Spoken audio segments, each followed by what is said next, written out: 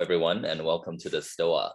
My name is David, and I'll be your host today in lieu of Peter being very busy in Europe.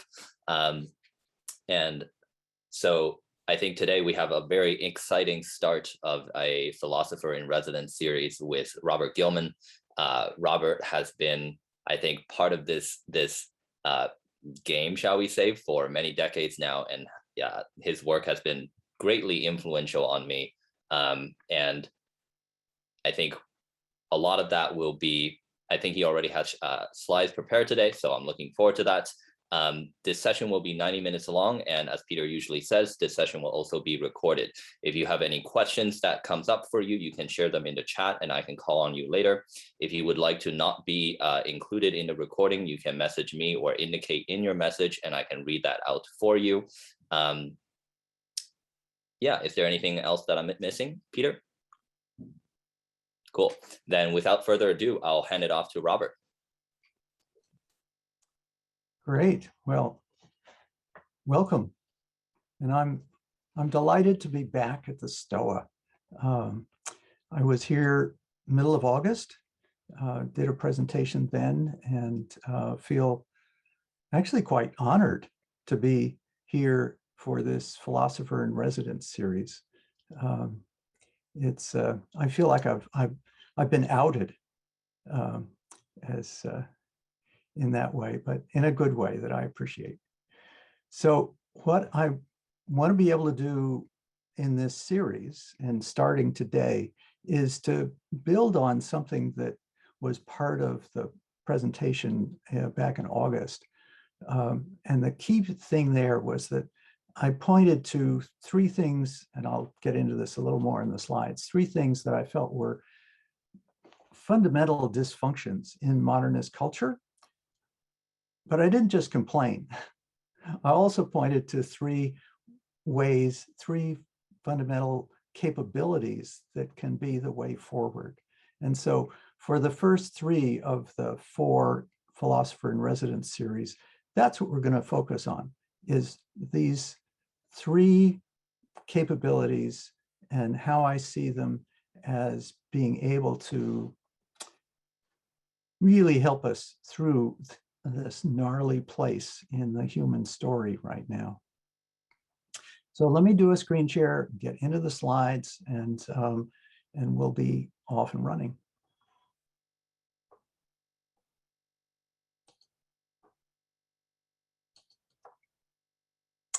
All right, give me a thumbs up if you can see that okay. Great. All right. So as I was saying, this is part 1, savvy about psychodynamics. So what do I mean by psychodynamics? It's actually a term that's been around for over 100 years, and some groups use it to describe their particular approach, but I'm using it in the general sense that, and it's a very big sense. It's the conscious and subconscious mental and emotional forces that determine personality and motivation. That's a huge territory, but a really important one. And fortunately, our knowledge around all of these things has, I feel, grown immensely in the last few decades.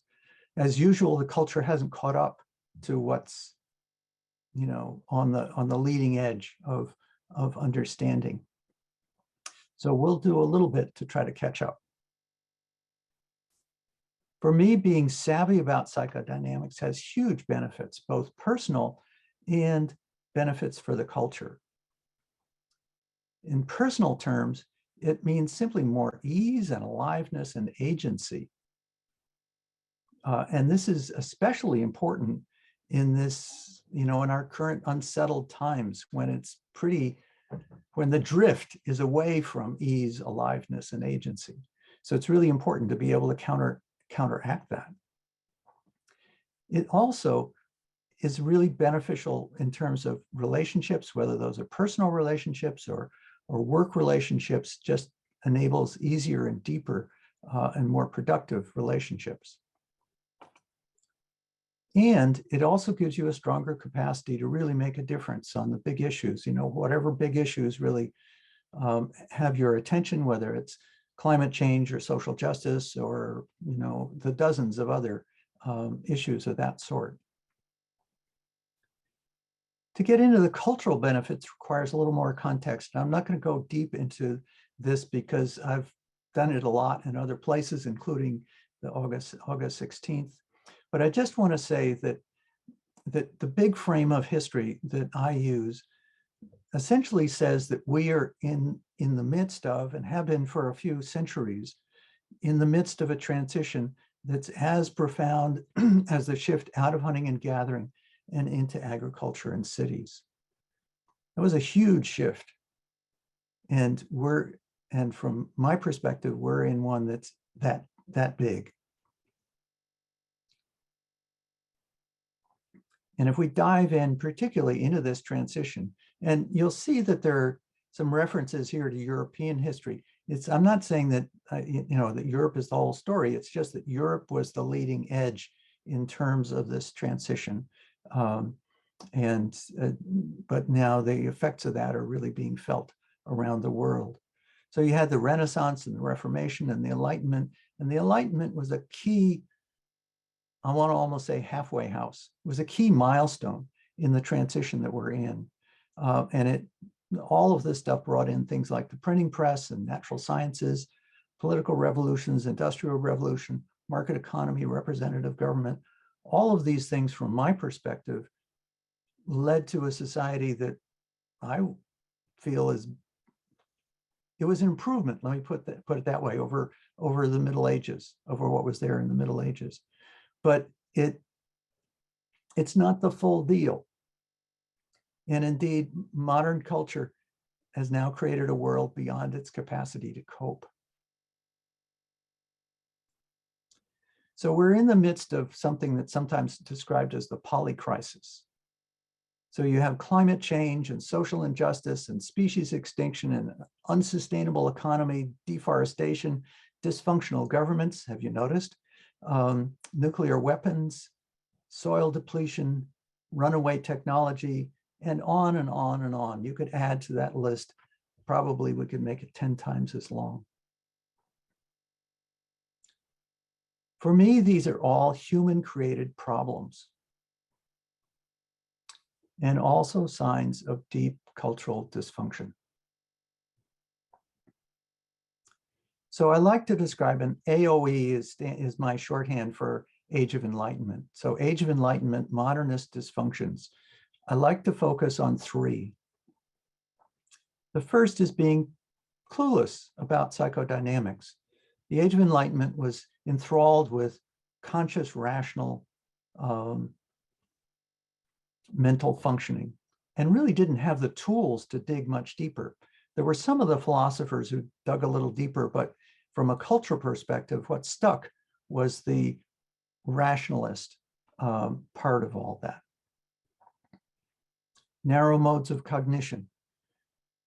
Age of Enlightenment was very focused on looking for universal truth in categorical ways. We'll get into more of the issues around that next week. And then an outmoded strategy for success, still continuing on the thousands of years of tradition of a strategy for success based on domination. And what I'm proposing is that the way forward involves three new capacities.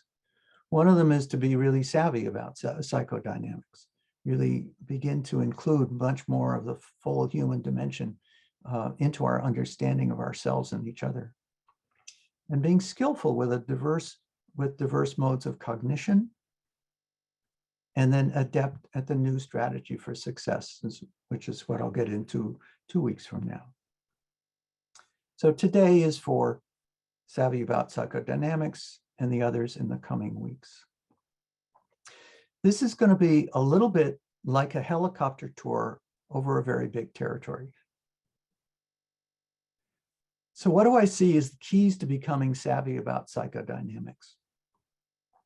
Part of it is frameworks.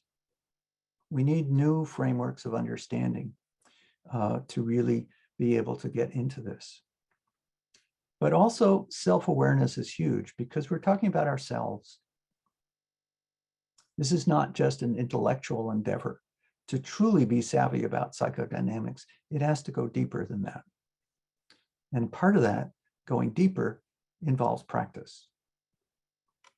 Today is mostly about frameworks. That's what you can do in this kind of setting.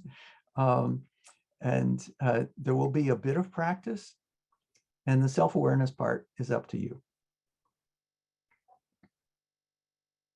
All right, let's dive into it. I'm going to look at the relationship of psychodynamics, or the influence of psychodynamics, the role of psychodynamics in three areas: in thinking and feeling and acting. That's kind of mind, heart, and will, if you choose to think of it that way.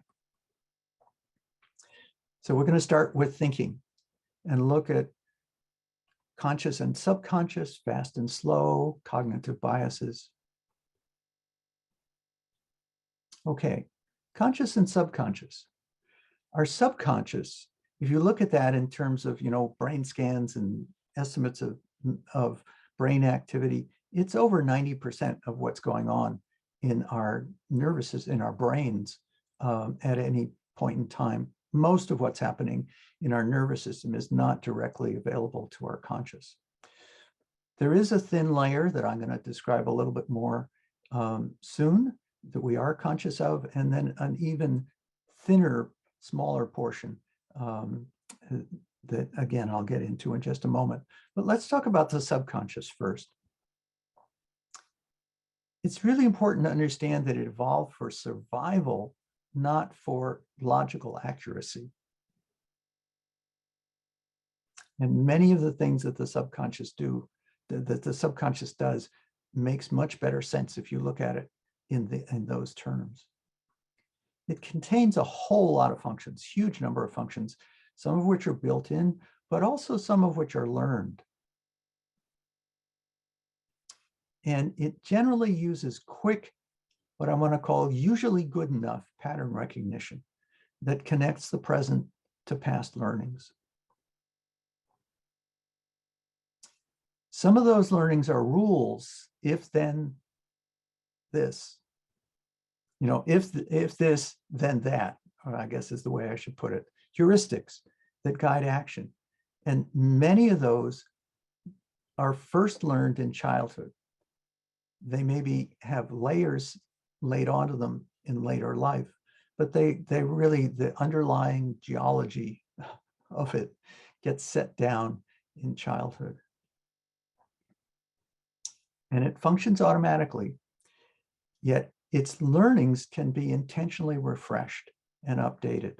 And that's, there's this balance between understanding its automaticness, but not seeing it as always fixed. So this top part is what I like to call fast associational thinking, and the fast thinking, slow thinking. Daniel Kahneman's book on that is definitely an influence here.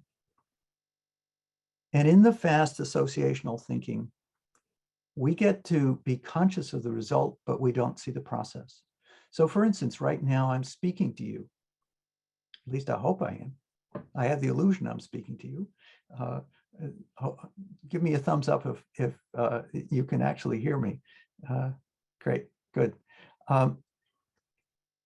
What I'm saying, I'm conscious of. The process of constructing these sentences is totally unconscious to me.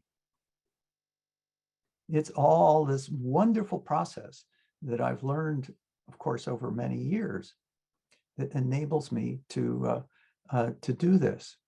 And it's a good example of the way in which fast associational thinking is happening for us all over the place, all throughout our lives, most of what we do. But we also have the ability for what could be described as slow reflexive thinking. That is the ability to think about the process and observe a certain amount of process. So in slow reflexive thinking, we're paying attention both to the process and to the result. So what is that? If you engage in mathematical work, or some kind of logical proof, or try to construct some philosophical reasoning where you try to move from one thing to another in a coherent manner, then you're engaged in a kind of reflexive thinking. But it's important to understand that even though you see some of the process, there's a whole lot of process that's happening beneath it. And so slow reflexive thinking is not immune from all of the quirks that come out of the subconscious. However, it gives us the ability to monitor and modify. And that's probably one of its most important functions. If we had to go through our lives always depending on slow reflexive thinking, we'd never get anywhere. It'd be much too slow. It's just not very efficient.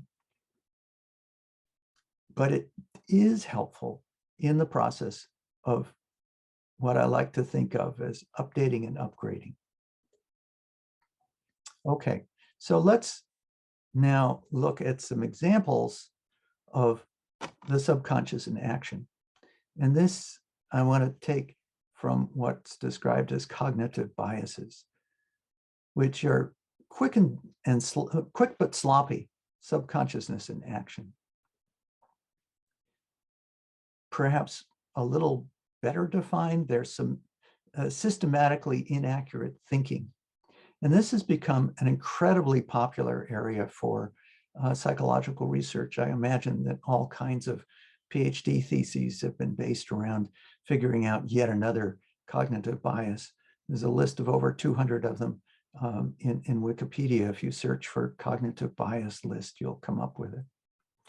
I'm not going to go into all that much, but I do want to just look at two of the fairly common biases. One of them is something called confirmation bias.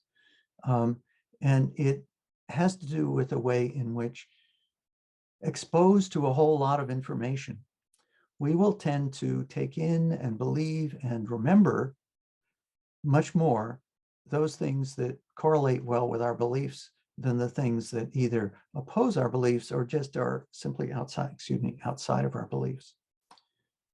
And part of this is just that, hey, we like what we like.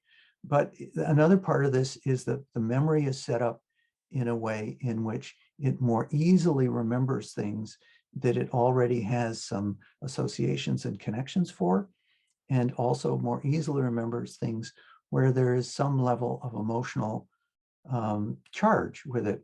And positive emotional charge is as valuable there as negative emotional charge in terms of being able to remember. So this affects us all the time and is very much closely related to another variant that described as motivated reasoning, where again, we choose what we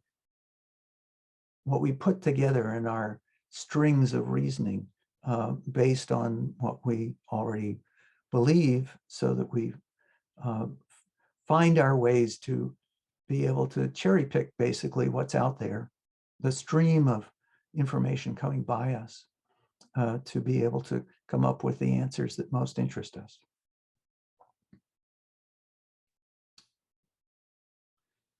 Next one is something called the framing effect. And these two, sorry about that. What you have here is you're in a doctor's office, there's a consent form, the doctor has explained what needs to happen and is asking you for your signature. If the doctor has said there's a 90% chance of success, hey, sounds good, I'll sign. However, if the doctor has just said there's a 10% chance of complications, I'm not ready yet. Even though the two are logically equivalent, they're not emotionally equivalent. Your subconscious picks up on the word success or complications. And the framing effect is, what can I say? It's just really important in all kinds of communications. It's used to manipulate, and it can also be used to make sure that your communications actually work better.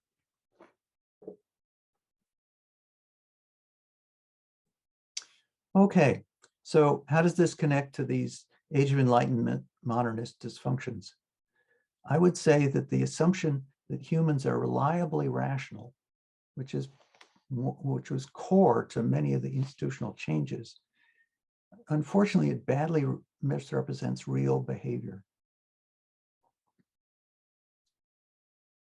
Yet it's embedded in our institutions, in our political institutions, our economic institutions, our legal institutions. And that unfortunately leaves them both inept and open to manipulation. Think of jury trials and all of the manipulation that lawyers go into to affect what's happening to the supposed capacity of the jury to be perfectly reliably rational. And I would say that the polycrisis is the result of these institutions being structured in such a way that they are both inept and so open to manipulation.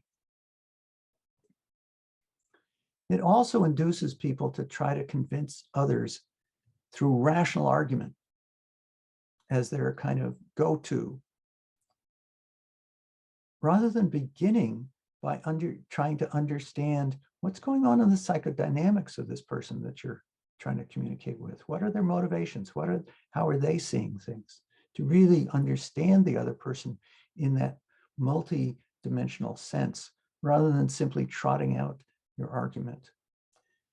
Those political parties that are more Age of Enlightenment idealists tend to do this more and wonder why people who should rationally be supporting them aren't.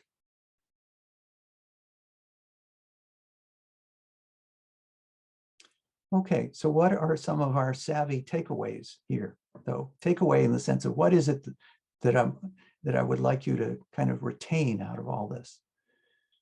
First of all, we're really dependent on wonderful in many ways, but nevertheless error-prone, fast thinking and subconscious processes. So we need to compensate for that with self-awareness and humility about our thinking, humility about those processes, and slow thinking to the degree that we can make use of it.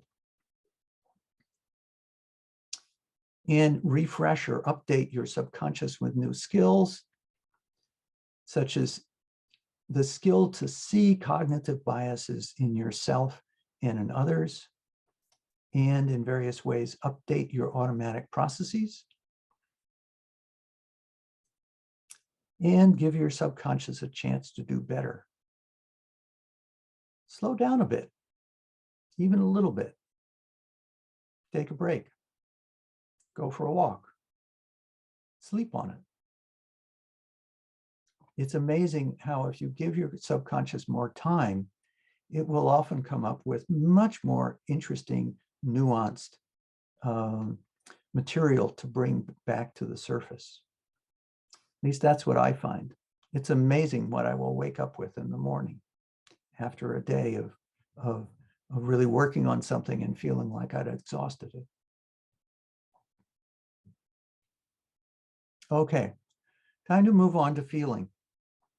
And we're going to look at threat detection and response, the autonomic nervous system, optimal zone, and trauma and personality.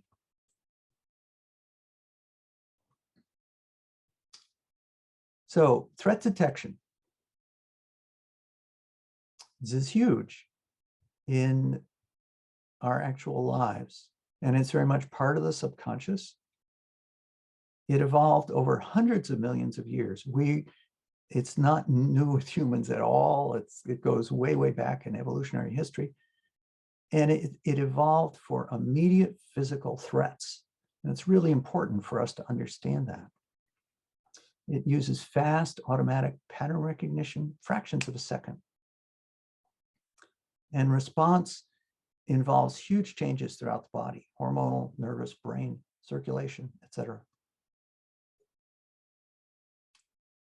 Important in the brain are parts of the brain that, again, have a really long evolutionary history: the amygdala, the hippocampus, the amygdala, which is kind of really the threat detector, and the hippocampus, which It holds memories in various ways, or at least moderates the access to memories.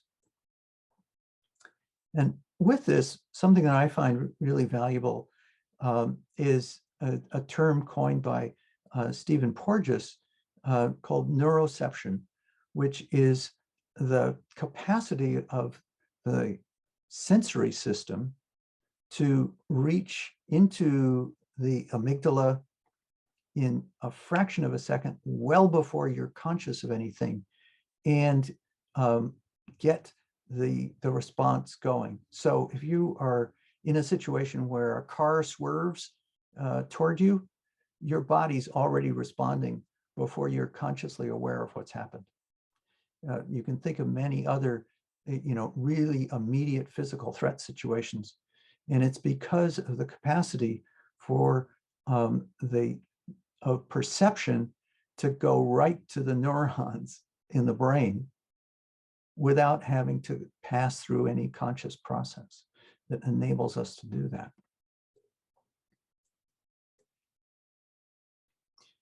All of this then activates parts of the autonomic nervous system. And I want to go through this just a little bit because it's pretty crucial.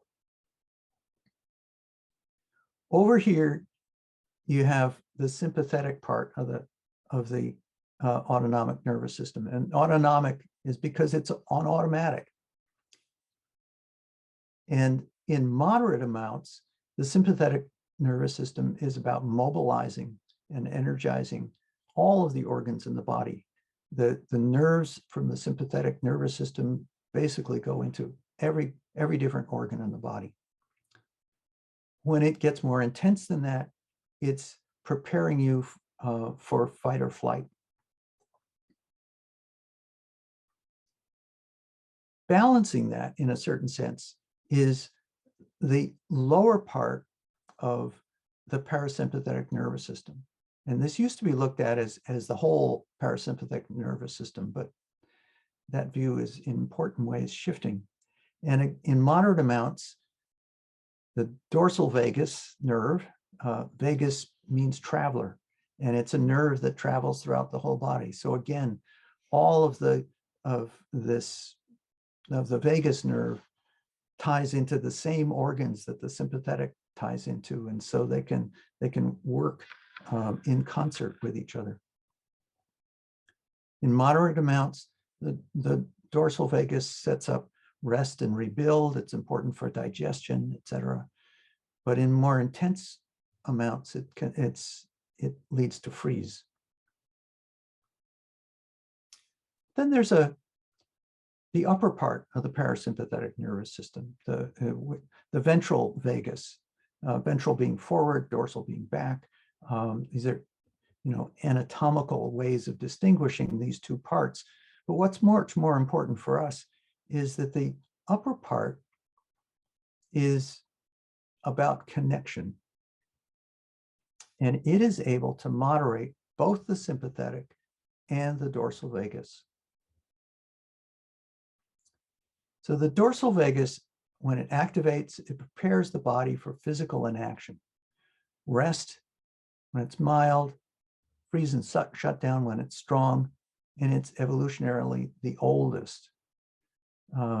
In various invertebrates, the strategy for the threat response is to go like you're dead, to freeze.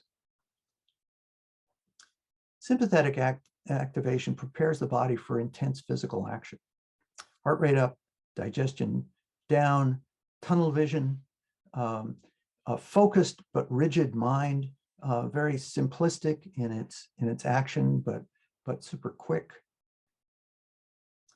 And then the ventral vagus creates a sense of safety. Safety isn't the only characteristic, but it's really a core characteristic of what the ventral vagus is about.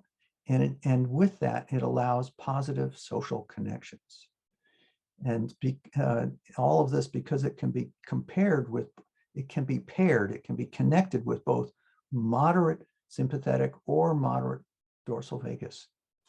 But it's only in mammals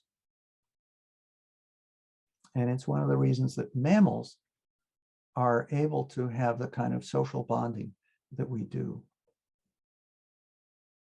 So what does all this stuff feel like? I want to kind of map this out for you. So along the bottom, there's the distinction, between sympathetic dominant over on the left and dorsal vagus dominant on the right. But going up on the vertical axis is the degree to which there's a sense of safety or a sense of threat. Most of the time, we kind of live in the middle here, with going back and forth between a certain amount of activation or rest and digest. If we're experiencing some sense of threat, it will, as it increases, it moves us towards worry. And as it gets stronger, it moves us towards fight or flight, if we're going down a sympathetic track. If that doesn't work, we tend to go down either freeze, or depending upon the situation, we may go to freeze and then down to shutdown. But what about if we go up?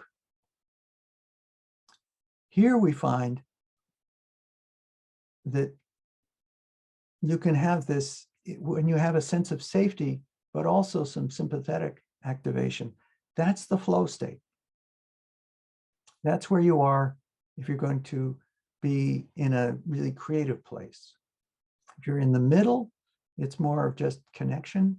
And over in the dorsal vagus side, it's more mellow. This is a place for sweet intimacy, is I think the way that I'll put it. And I'll let you fill in the blanks as to what all of that might mean. So I like to describe this upper part as your optimal zone, and the lower part as your defensive zone.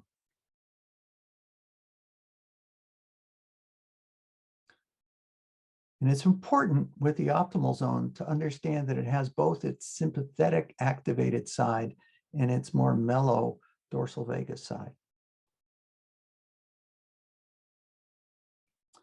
So safety is one thing, and that's great. But let me give you some more that I find useful characteristics. The optimal zone is an experience. It's not a definition. So take these words with a grain of salt. They're fingers pointing at the moon. They're just meant to give you a sense of what it is. And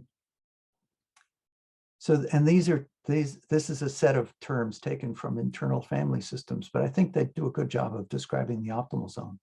It's a place where you're curious, calm, clear-headed, connected, confident, courageous, creative, compassionate.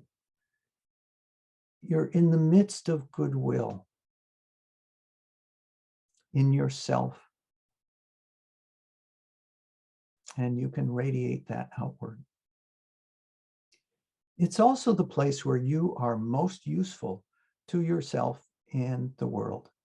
You have the most creative capacity, you have the most empathetic capacity, you are your best communicator, you have endurance, it is the place where you are simply just most useful.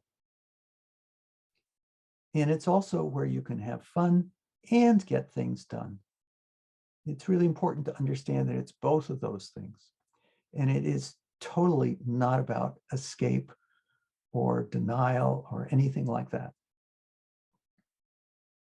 Okay, so I set up optimal zone, defensive zone. And I now want to kind of tease those apart. I had, in the other diagram, I had simply one vertical axis about safety and threat. Now I'm going to separate those and say, if we don't talk just about safety, but if we talk about ventral vagus activation on the vertical axis and level of threat on the horizontal axis. So what happens if you get triggered and you go into that defensive zone and whenever you are in that defensive zone, one of your prime motivations is to get less threatened. Prime motivation is to find more safety somehow or another. So how do you do that? if it were an immediate physical threat, what you would do, what your instinctive inclination is to deal directly with the threat and try to remove the threat. And then afterwards, see what you could do to bring yourself back to shake it off. If you watch, think of animals who get in some kind of fight, flight, or at least triggered to some degree, and then it passes, they shake themselves off, and they go back to whatever it was they were doing. But if it's not an immediate physical threat, and most of the stuff that triggers us is not immediate physical threats, I would suggest that we're much better off if we take this path. If we work on increasing our ventral vagus activation as job one, because then we will be in a much more competent place to deal with whatever the practical issues around that threat actually are.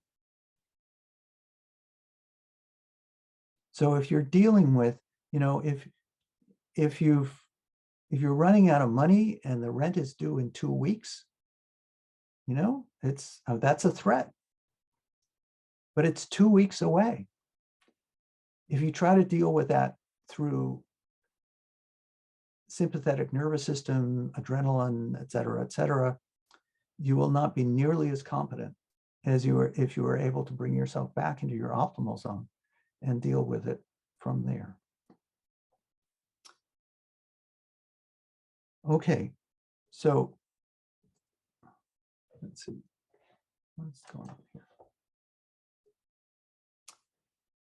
So I'd like to share with you a practice. I said we'd have a little bit of practice. And so here's what I would like to be able to share with you. And it's in response to what I can imagine may be your question. Okay, cool, get yourself back in your optimal zone, but how the heck do you do that?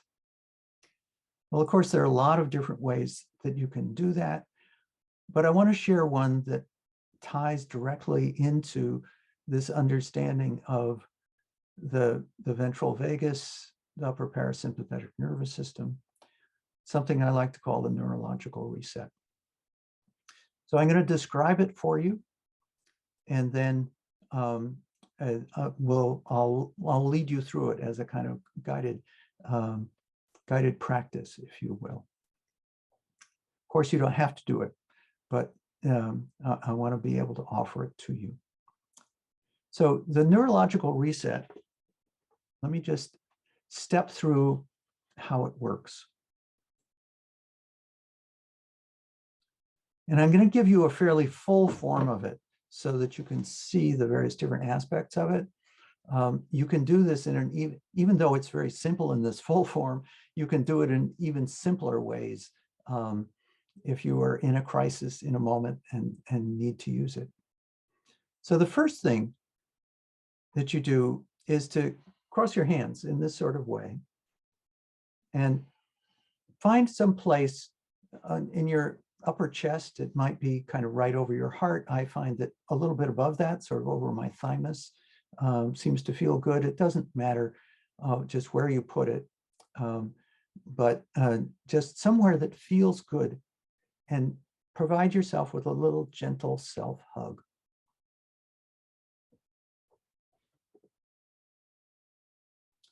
And then tell your body, now I'm presuming that you are in this moment physically safe. If you aren't physically safe, please do something about it. But as long as you are physically safe, tell your body, in this moment, I am physically safe.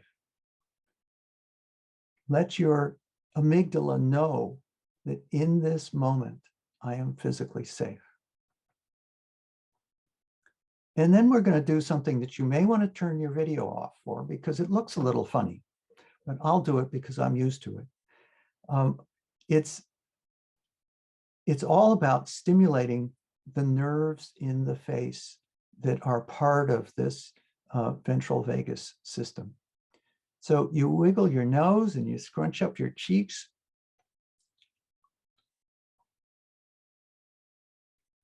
brings blood flow into those areas that we often kind of hold on to.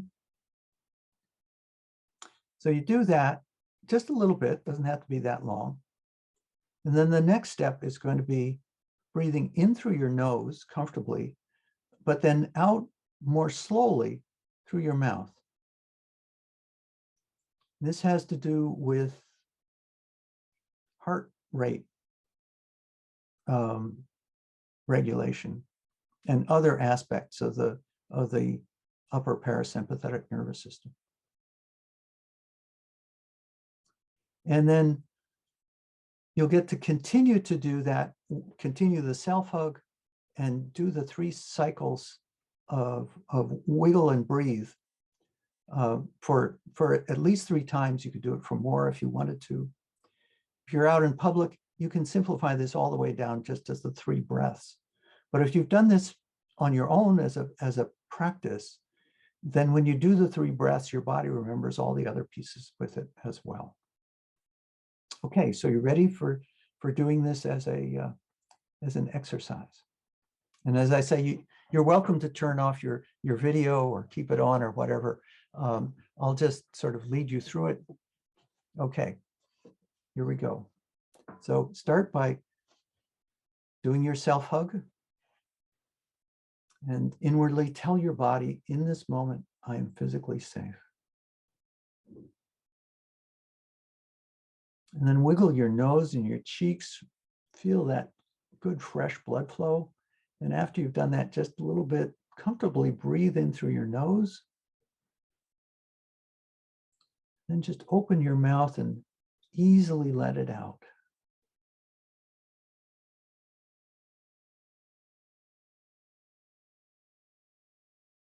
Now do another face wiggle.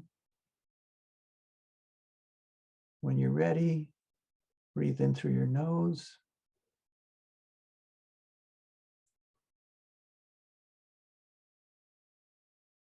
And out through your mouth. Let's do it again for another couple of times and slow it down just a little bit. You know the rhythm, just do it.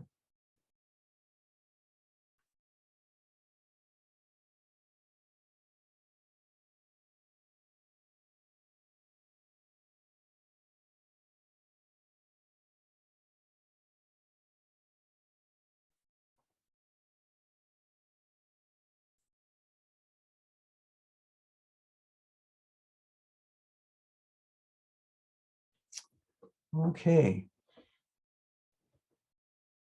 Come on back. Thank you.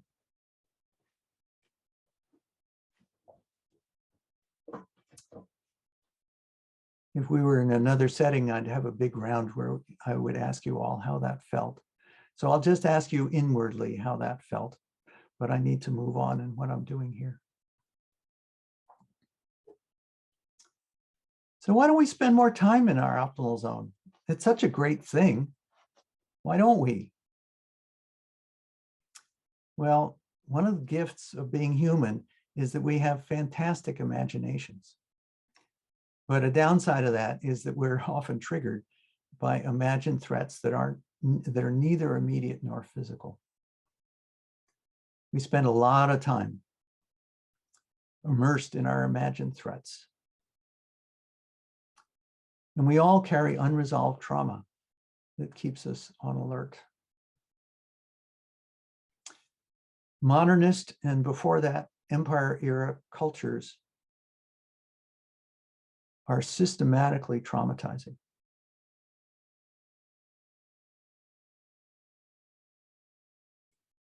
So now I've got something that's kind of a self-awareness exercise for you. I'm going to ask you some things to see, do you sometimes, and it's important, only sometimes feel, and you may feel these things more moderately than I've described them, that's okay. And if you don't feel it, if this is something you never feel, think to see if there's anyone you know that this might be a good fit for what you see in them. Okay? So, do you sometimes feel fearful of life, not seen, not belonging, no one cares, You want to flee physically or into an inner world. Let's take a moment to tune into that. Do you sometimes feel that?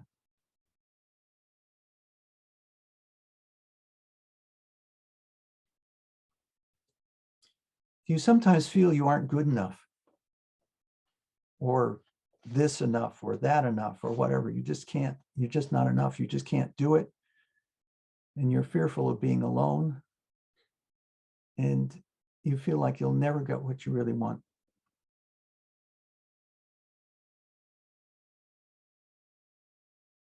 You sometimes feel that.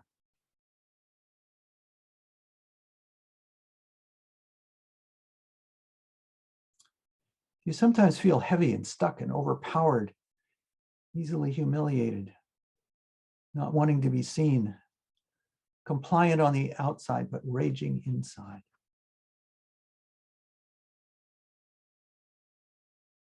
Have you ever felt that way?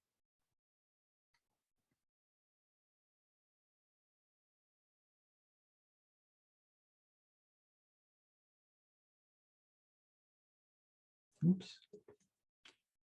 Do you sometimes feel you can't trust others? You need to dominate or go it alone. That willpower is going to be the answer, and I'll just do it myself.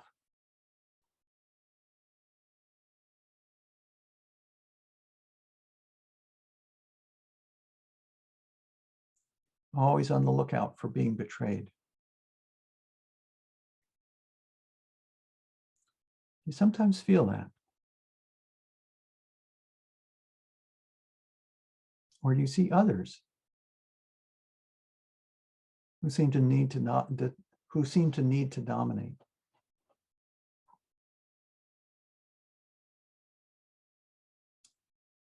Do you sometimes feel that it's better to go by the rules, to perform well, to be orderly, rather than follow your own inner direction?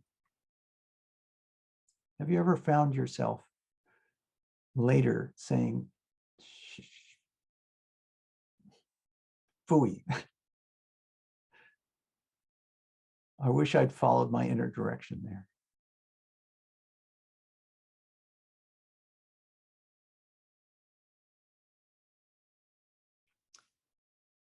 Those are all connected to what I would call developmental tasks. And this is a series of developmental tasks that's actually part of a tradition that goes back 90 years at this point, but it's a tradition that's definitely evolved. Tradition that I've been involved with for over 25 years at this point, and I would describe these as childhood psychodynamic development tasks that support optimal zone living. So I'm going to step through them with a little more sense of just what they all are. So this first one, embodiment, is getting to a place where you can say, I'm comfortable and safe in my body. Something that the young infant needs to be able to do. Taking in, I have enough and I am enough. And I know how to be nourished and to nourish.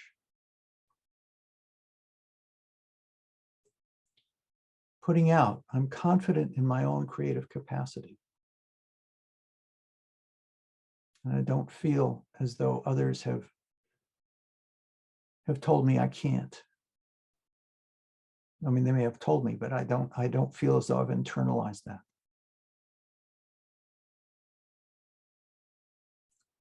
I've figured out how to have appropriate trust of others in life.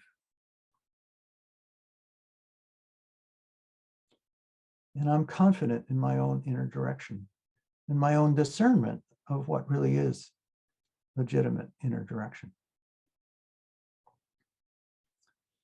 So it's rare for anyone to truly complete these tasks. And we all get some wounds along the way, especially in today's cultures, which are, as I say, systematically traumatizing. We all wind up with some level of developmental trauma. So what happens with that developmental trauma? It leads to emotional landmines in us. It leads to limiting beliefs. It leads to missing skills. And you may ask, well, what do I mean by missing skills? I don't mean that you haven't learned how to play golf. I mean that you haven't learned how to be able to calm your body. You haven't learned how to unfixate and expand your view to look at the many different possibilities for how to get your needs met. There are a whole variety of really important skills that many of us don't really get a chance to properly learn in our childhoods. And then these lead to both triggered defenses. Those are the obvious things. Somebody gets upset and then they fly into whatever it is they fly into. Those are the sort of obvious squeaky wheel points. They also lead to anticipatory defenses. I'll say just a bit more about that in a moment. And workaround behaviors. We're actually quite creative in how to replace the skills that we're missing, sometimes with really quite wonderful skills, but we're still missing important things in those missing skills. But I want to particularly focus on this anticipatory defenses.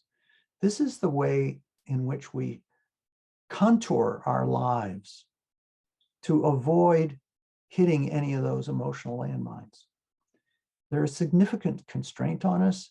They carry in the background this ongoing vigilance. And they're one of the major reasons that we never quite get into that full safety of the optimal zone. We may get in a sort of temporary, in this moment, physical safety, but we don't get to the emotional safety because we're carrying these anticipatory defenses and underneath them, the emotional landmines, the limiting beliefs, and the missing skills. And it's with, however, from a healing point of view, it really is by being able to go into the emotional landmines, the limiting beliefs, and the missing skills that we're able to upgrade the system. There are thousands of therapies, spiritual practices, etc., that you could map into this diagram. Many of them are hugely useful. One of the benefits of being able to see it in the context of this diagram is that those therapies and practices often focus in one area or another. They may be brilliant in that area, but it really works best if you can approach this as a whole system. And so have capabilities, have tools in your toolkit that can help you deal with the next pickup stick, the next piece in your puzzle that is ripe for healing. All right, back to those dysfunctions.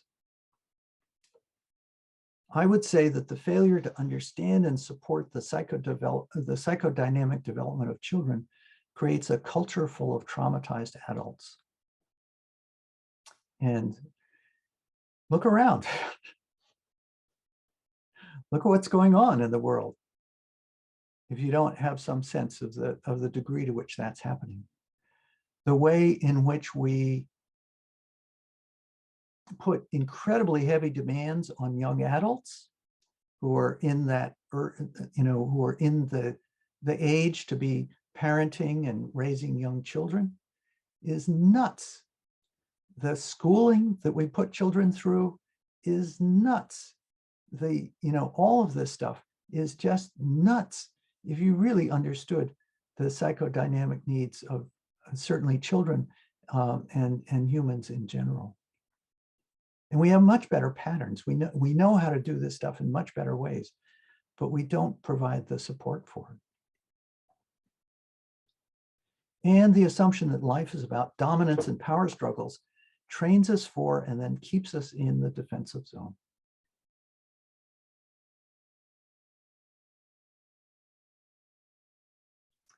The result is the polycrisis. It's not just something that's bothersome in your personal life.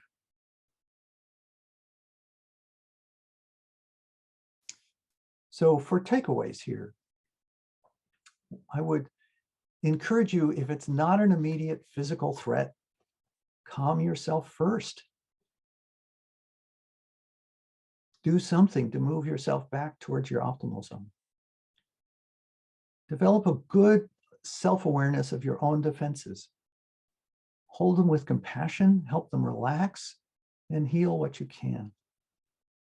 But the self-awareness here is really crucial. And the place to intervene is in those emotional landmines, limiting beliefs and missing skills, and intervene with them as a system. Optimal zone living is much more about inner safety than it is about outer safety.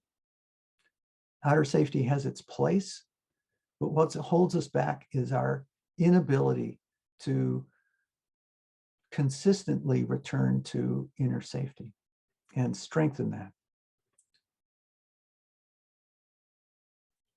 And from my point of view, I mean, my goal is to develop the capacity for optimal zone resilience in increasingly challenging environments.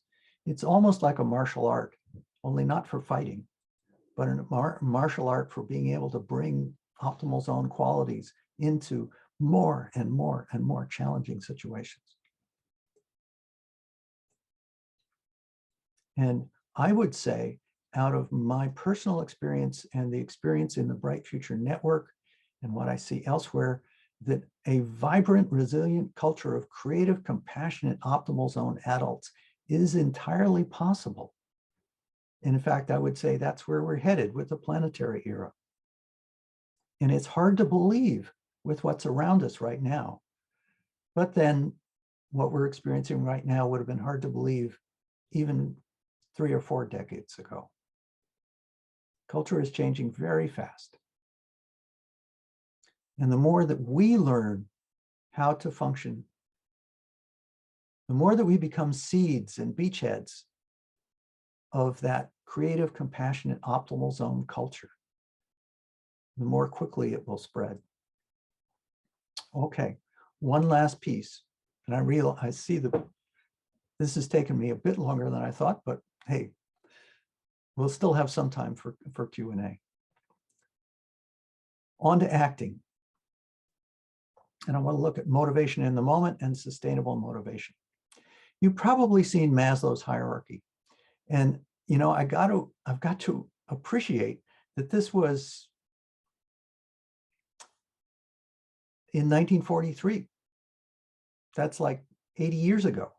So good on him. It's a stack of things where he says you've got to satisfy the lower ones first before you can work on the upper ones. It's a strict hierarchy. It's cool, but it doesn't work. By now, there's a lot of understanding of the problems with it. It's too rigid, needs overlap in dynamic, constantly changing ways. It's not culturally universal. It's much too individualistic. And it's not a very complete inventory of needs even. And needs aren't the only motivator. So I'm going to suggest a different image for understanding motivation. It starts with optimal zone-based motivation. This is, for me, I wouldn't really describe these as needs. In my experience, they're more like emergence. They're more like expression. They're, various spiritual traditions talk about things emerging without desire.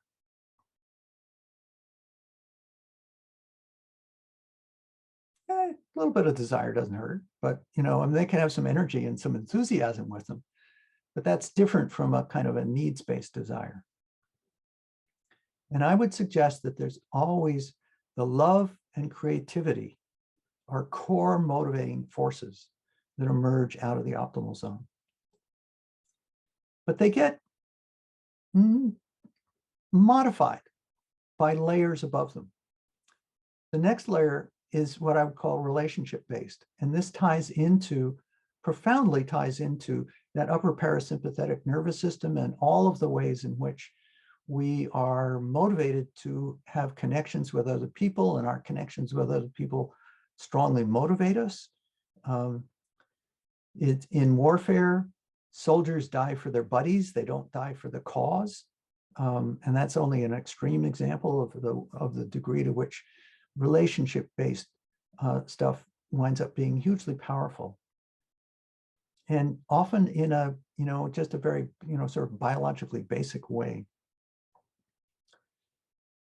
But above this are all the defense-based motivations, all of the ways in our strategies that we use to try to deal with some trauma in our past. We either want to get it right this time, or we want to get back or at whoever did it to us. And so we transfer that into the present, or we have some way of escaping it, or whatever it is that is our strategy.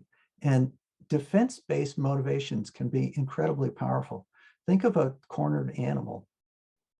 And our defense-based motivations, when they're active, are huge. And then I put above this what I would call bio-based, you need food, you need rest, you need water, you need air. Those are going to motivate you if you don't have them. They're a little more easily solved, but I think of this stack not as a strict hierarchy, but that what emerges out of it is a sum of these different layers, and dynamically, moment to moment, the transparency of each layer changes. So there may be times when you're not really feeling any particular bio needs, and so that layer is pretty transparent to whatever it was that was below it. But maybe you're feeling some really strong defense-based need, and so that blanks out basically everything that's below it. Some other time you aren't, and so other things can come through. So this is a much more dynamic set, if you will. So I want to suggest as takeaways that you really need a good understanding of your own defense patterns and character styles to have a meaningful understanding of your own motivation. And if you don't have a good understanding of your own motivation, how can you really make meaningful choices?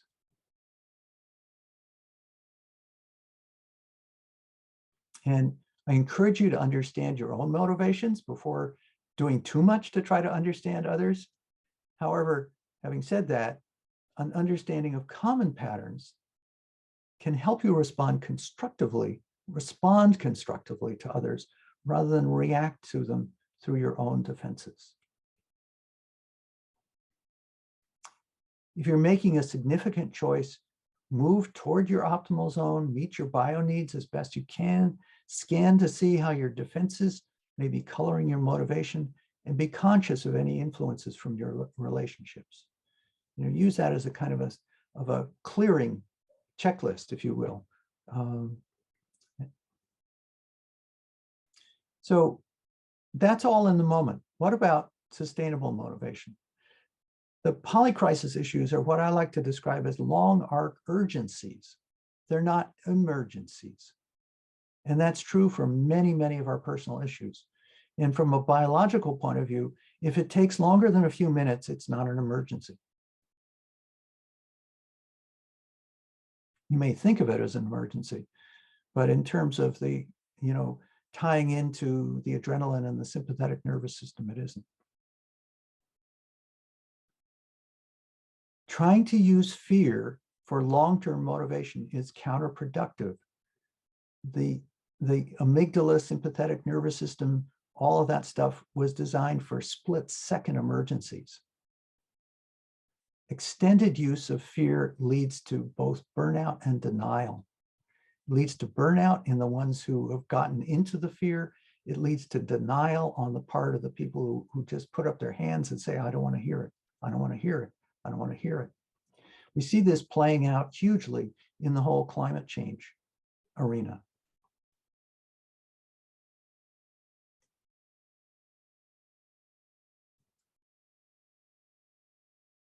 Optimal zone motivation is what works for the long haul. Tap into love, creativity, and curiosity, and create what I like to call future pull from a clear sense of the opportunities. And those can work. You can be on exactly the same pathway from where we are to where you want to go. Be pulled toward where you want to go.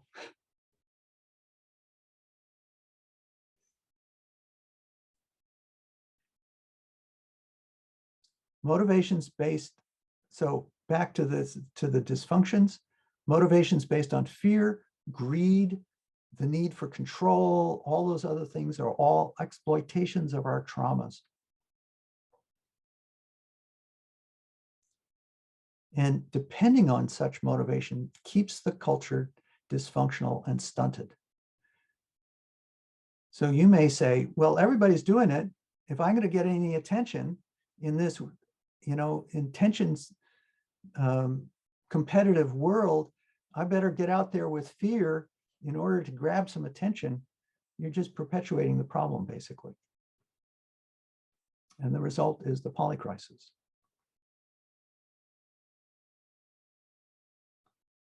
Be motivated by what you want, not what you don't want.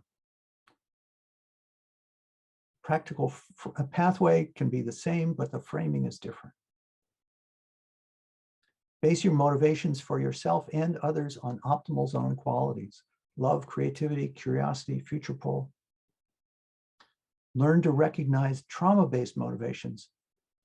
Keep the insight that's there, but then translate that into optimal zone qualities. And keep reframing. Do the hard work of figuring out how to reframe whatever it is that you want to work on, and envision until you're able to replace as many trauma-based motivations with optimal zone motivations as you can. It's understandable that initially you may recognize you're being motivated by fear. Fine, that's your starting point. Just don't stay there. So just to finish up, next week, we're going to be focusing on Skillful with diverse modes of cognition. And then the week after, Adept at new strategies for success. And then in 3 weeks, we're going to have a really open session. I will not have any slides, where we're going to weave together all of these different threads of these 3 capacities. And I do want to say, if you want to go deeper with this, the best place I know is with Bright Future Now and the Bright Future Network. If I knew a better way, I would do it. The next Bright Future Now is January and February of this coming year. Community building and self-study with Bright Future Now starts as soon as you register, but the experiential and group interaction part starts January 8th, goes to March 5th, and early bird registration closes November 27th. And you can find all that you need to do and all the information relative to this at context.org, and then just follow the links. So the only thing you have to remember is context.org. All right, that's it. I will stop the share at this point. Cool. Thank you very much, Robert. I find that there's a quality of simultaneously being slow-paced and yet incredibly dense at the same time. And so that's a very remarkable thing about what I find in your presentations. At this point, if people have questions about or for Robert, please share them in the chat. Well, I think it would be my personal pleasure to kick it off a little by asking, I'm very curious in terms of how you think about perhaps crafting or cultivating context, perhaps from what you learned in the Bright Future Network, that can enable practice in a way that is suitable for being better attuned to or in touch with the groups as well as the individual's optimal zone motivations. So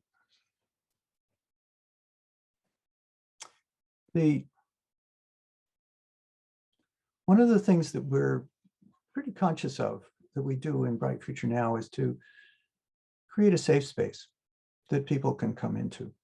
And I won't go into all of the aspects of that, but it takes time up front to do that. Part of the way that we do that is that before the group actually meets, we have everybody share in our internal forum, share their own self-introduction. And that happens slowly, but it means that people slowly get to know each other. And then we do a variety of things when we get together that again are there to support a sense of safe space. As part of that, the whole Bright Future program is set up so that we are not, it's all about opportunities, not requirements. So that there are no tests. It's not a regular educational program in that sense, very intentionally that way. We have a lot of material where people are involved in self-awareness activities, but there's no need for them to share any of what's come up out of that, other than what they want to. So there's a lot of built-in respect for everyone and for their own pace and their own process, a sense of respect for the uniqueness of each person. So I think that those all help. And it's, if people have together, I don't mean in a face-to-face group, but if they have in parallel, but at the same time, gone through a certain amount of self-awareness process, and then they know that the other person that they're talking to has also gone through this, there's a trust that builds up that I think supports that.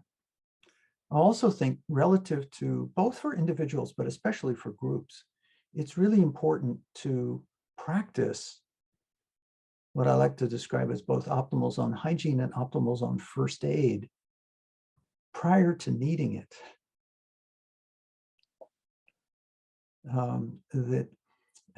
You want to establish the norms that mean that if you're in a group and somebody gets triggered, I know I've been in lots of groups where somebody gets triggered and everybody else goes, you know, they're triggered too. They don't know what to do because there's been no preparation.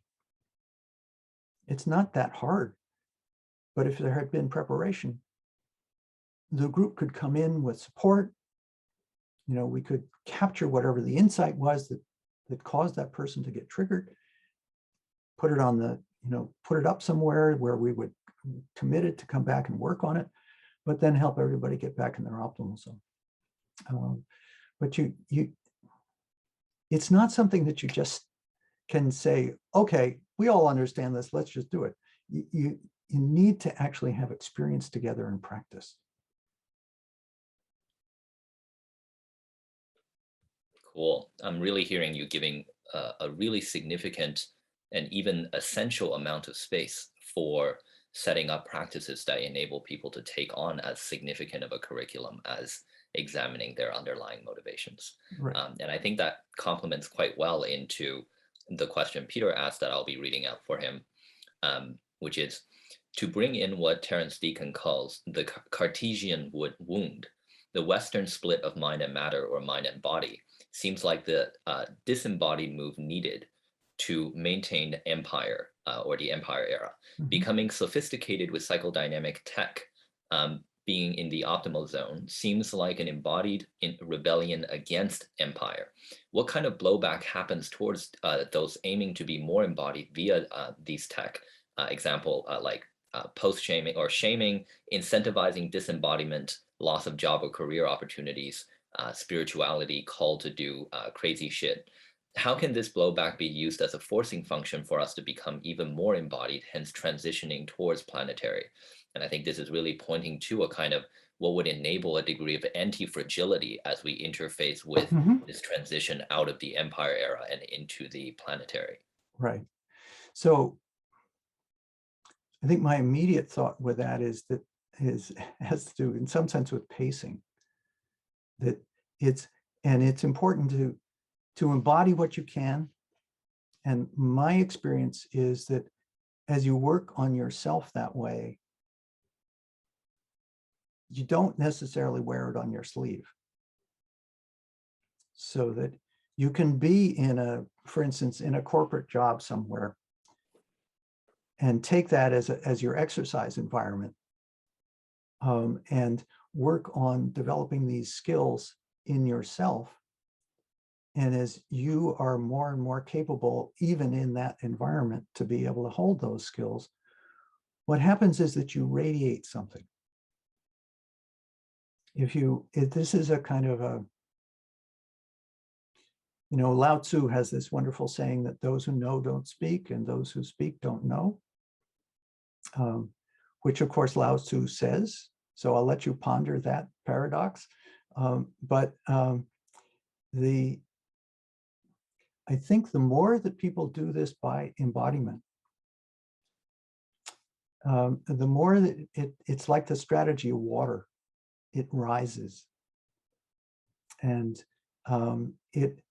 there may be places where it meets resistance, but the flip side of that is that right now there's this whole thing about the Great Resignation and the way in which the people doing remote work during the pandemic discovered, maybe I don't need to put up with all this stuff I was putting up with before. There's a huge pool of people who would love to be able to move into the kinds of capacities that not only that I talked about today, but that I'll be talking about in the coming 2 weeks. So I'm much less worried about the people, the resistant ones. One of the lessons out of the diffusion of innovations is ignore the people at the other end of the curve. Just ignore them. Focus on the people who are close to you, and strengthen them and build up that energy. There's a huge pool of people there. We may have to create new jobs. We may have to create new businesses. We may have to create, but we have to anyway. So why not? A follow-up on that, Peter? Yeah. It's on the term the polycrisis, and some people the Stoa call it metacrisis or omnicrisis or megacrisis. Getting kind of like aware of that and touching that conceptually is like freaks people out. It's like it can disembody people. It's right. Like terrifying. Right. I'm wondering if you can tease out that relationship between getting a conceptual understanding of the polycrisis, metacrisis, and how that could be used as a way towards the optimal zone and becoming more embodied. Yeah, well, I can speak for myself that I've been motivated for over 40 years because back in the 1970s, which is ancient history, I know, but back in the 1970s, as I was getting to really understand through things like limits to growth and other things of this sort, the degree of challenge that we were facing, I got deeply motivated, and it has been sustainable motivation. In part motivated by we're in deep trouble. So there is that side of it. But the more and more that I've lived with it, I've also seen that this is a time of incredible opportunity. So I think that if we stay only at the problem level of the metacrisis or the polycrisis or whatever, with no sense of where this, of how to use the energy of breakdown to reveal that the breakthrough, it makes the breakthrough in some senses harder, but also in other ways easier. But it doesn't do us much good if we just stand there deer in the headlights. I like to say we have the winds of cultural momentum at our backs, but we have to raise our own sails. And raising our own sails to me means actually stepping into, beginning to embody in our little tiny islands, these planetary era behaviors. But what we're dealing with here is building cultural DNA. And at this point in time, we have incredibly fast means for spreading cultural DNA. Every place that figures out how to do optimal zone living is a huge gift. So if we can, I mean, right now, COP26 is going on, and you have all of the usual stuff back and forth going on. It's clear there's a lot of bogged down human process. For me, one of the core skills, and I'll be talking about this more in 2 weeks, one of the core skills of this optimal zone capacity is to get things unstuck. So it may look like this stuff is, this is just tiny little here and, personal and all that other stuff, but this is dealing with the core issues that are really holding humanity back at this point. So yes, I got some passion around that.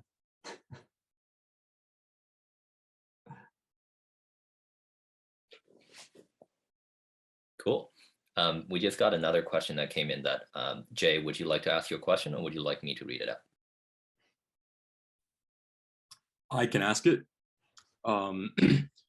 So Robert, you've talked a lot about how an embodied as well as maybe a cognitive sense of safety is a prerequisite for us to function from what you describe as the optimal zone.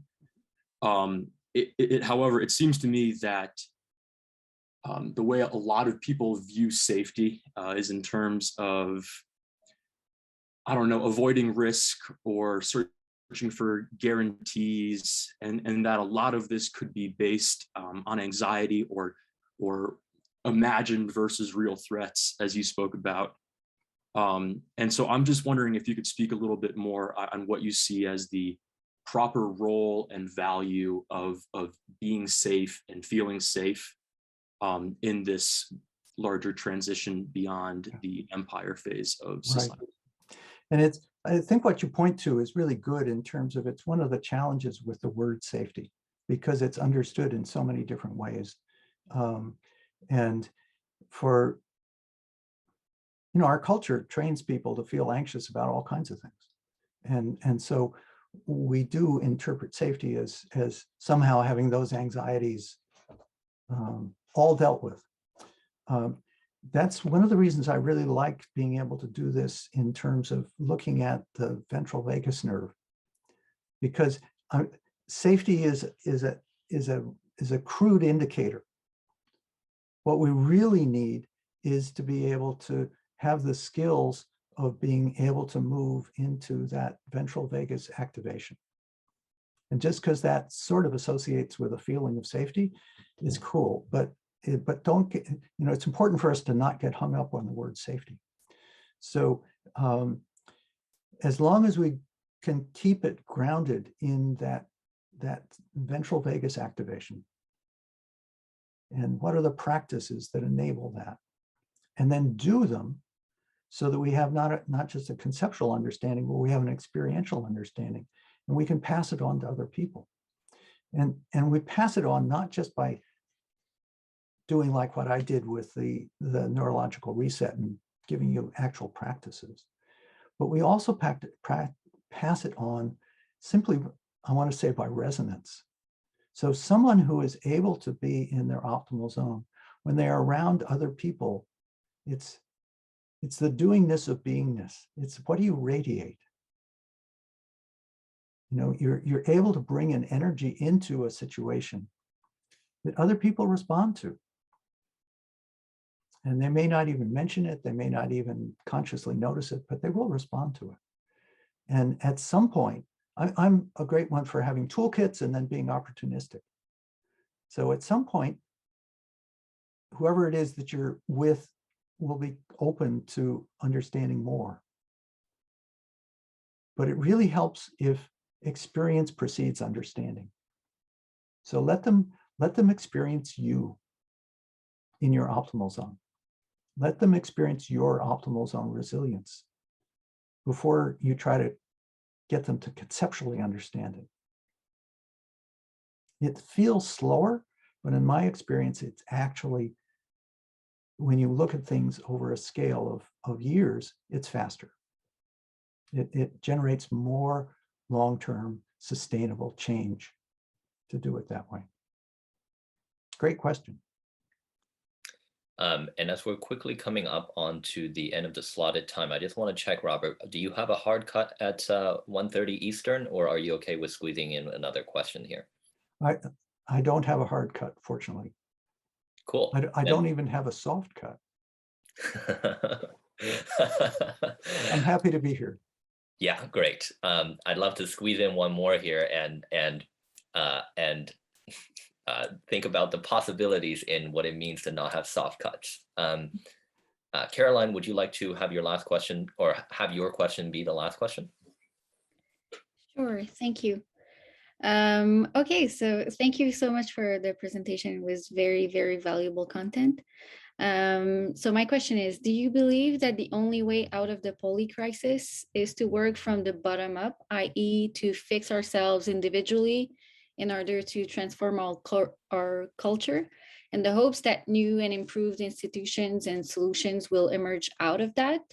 Or can we simultaneously transform the institutions themselves to rid them of the embedded assumption you mentioned at the beginning of the session? Yeah. So I like full court presses. I like to go wherever there's opportunity. So if there's a policy that would move things forward that can get implemented, cool. If there's so it's not just, it would be too categorical for me to focus only on one segment. It would be, it wouldn't be the kind of whole system approach that I prefer. The one thing that I will say is that I think that while it can be useful to look at some levels of institutional change, I think we need to be careful not to try to imagine that we can currently engineer the new institutions that need to be in place. I would encourage you to think of this much more as a living system, a complex adaptive system where we're going to go through a lot of change. And if we were to engineer the next set of institutions now, we would tend to do it based on what we understand as the consciousness that's available now. In 5 years, in 10 years, the consciousness may be wholly different. So I'm in for this rolling transition that won't necessarily stabilize for, probably a few decades. But it'll be fun while we're in it, if we can look at it that way. And I think it's, how do I say this? The more that we can do to make, in some places, big shifts, but in a lot of places, incremental shifts, but sustainable incremental shifts. This, this piece here, that piece there. I'm really big on get a group, if you can work with a group of people where there is alignment, but their skill set is such that they could use some help. Helping them to succeed is a really great strategy. And that may happen at all kinds of different levels. One of the organizations that I have an enormous amount of respect for is Rocky Mountain Institute. And I don't know whether you're familiar with them, but they've been going in the energy realm elsewhere too, but specifically with renewable energy for like at least 30 years, probably more. And early on, they decided, we're happy to do things with governments, but we're really going to go in and look at what's happening in industry, and we're going to solve their problems for them the places where they don't have the imagination to realize how they could put something together that would actually work. And they've consistently done that. And they have been a force in driving the change in building technology, the change in vehicle technology, the change in solar, all of these things, because they've consistently gone in and removed the obstacles by their imaginative capability to figure out things that the players who had the resources just weren't bright enough to see, or their blinkers were too strong. And it's taken time, but we are in so much better shape relative to getting to renewable energy, getting away from carbon now because of what Rocky Mountain Institute has done for decades than we would be if they hadn't. So their strategy isn't the only strategy, but I think it's a really, find where there's a place where there's a next step possible. Where is the low-hanging fruit? Keep going for the next low-hanging fruit and helping that forward. And that will also often mean that you're involved in something that doesn't have doesn't have the media attention yet. So that's the hard part of this, in a certain sense. Being willing to be there in the early phases of things when they really need the support and nobody understands them yet. All right, that's probably longer than you needed, but. Cool. Well, it was I at least greatly appreciated it. And I think we will aim to wrap it here, that there are still 2 more sessions on 2 more of 3 different segments of things that you would like to talk about, and a 4th wrap-up session over the coming 3 weeks. And that I would greatly look forward to all of them.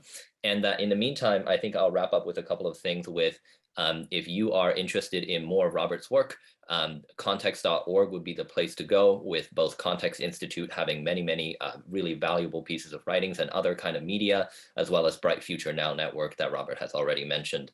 I'd also highly recommend checking out the August session that Robert did on culture co-evolvers. And for any other events on the Stoa, you can check out the stoa.ca. Cool. I guess this would be thank you, and looking forward to the next session next week. Thank you all.